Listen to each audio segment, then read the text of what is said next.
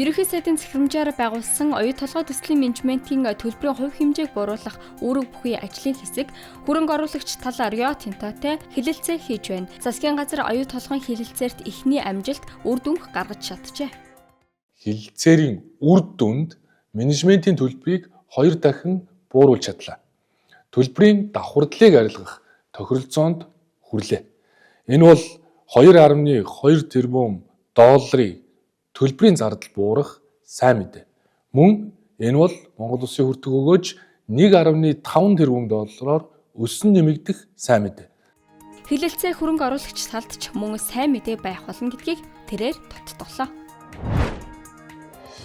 Увс аймгийн Наранбулаг сумаас Улаан гом чиглэлийн улсын чанартай автозам засанд богджээ. Өнгөрсөн хоногт Тус аймгийн 8 суманд 6.6-аас 24 мм-ийн хурд тундас оржээ.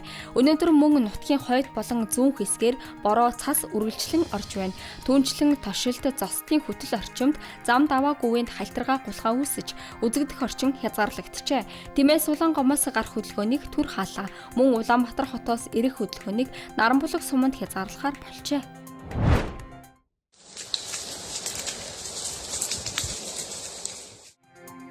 Сэлэнг аймгийн Ерөөс сум буурагчийн багийн дундад цухлаг гэдэг газар гарсан ойн төмөр 5 дахь хоногтоо үргэлжилж байна. Төмрийг унтраахаар аймгийн онцгой байдлын алба хаагчдаас гадна үндэсний аврах бригад, Налах дүүргийн 28 дугаар ангийн алба хаагчид нэмэлтээр 4 бүлэгт хуваагдан ажиллаж байна. Авилгатай тэмцэх, тагнуул, цагдаагийн ерхий газрын хамтарсан ажлын хэсэг нийслэлээс хэрэгжүүлж байгаа 24 мега төслийн сонгон шалгаруулалт хууль бус болсон хэсэг, төслийн санхүүжилтийг зориулалтын дагуу зарцуулсан хэсгийг шалгахаар болсон. Одоогоор Туулын хурдны зам, Сэлб 20 минутын хот, Шин тойрог автозамын урьдчилсан зураг төсөв, техник эдийн засгийн үндэслэл, Улаанбаатар метро төсөл зэрэгт мөрдөн шалгах ажиллагааг эхлүүлжээ.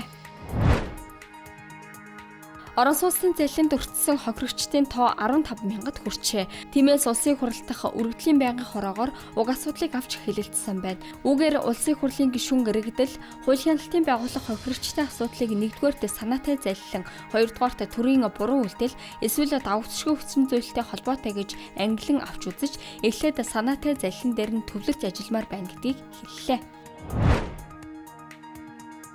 Брэдийн бүгд найрамдах улсад 7 дугаар сарын эхээр алтарга нь олон улсын наадам болно. Наадмын хүрээнд Йохрын шөнийг тусгайлан зохион байгуулна. Цаашлаад 10-11-нд нүүдэлчдийн дуу хоолой, 14-өөс 18-нд байгаль нурантах балет Брэд 2026 олон улсын наадам хүлээж байна.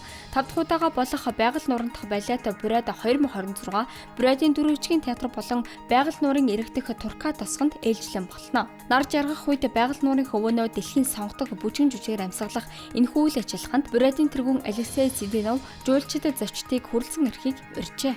Айст Глобалын цөөн хормын мэдээ байлаа. Ажлын амжилт хүсье.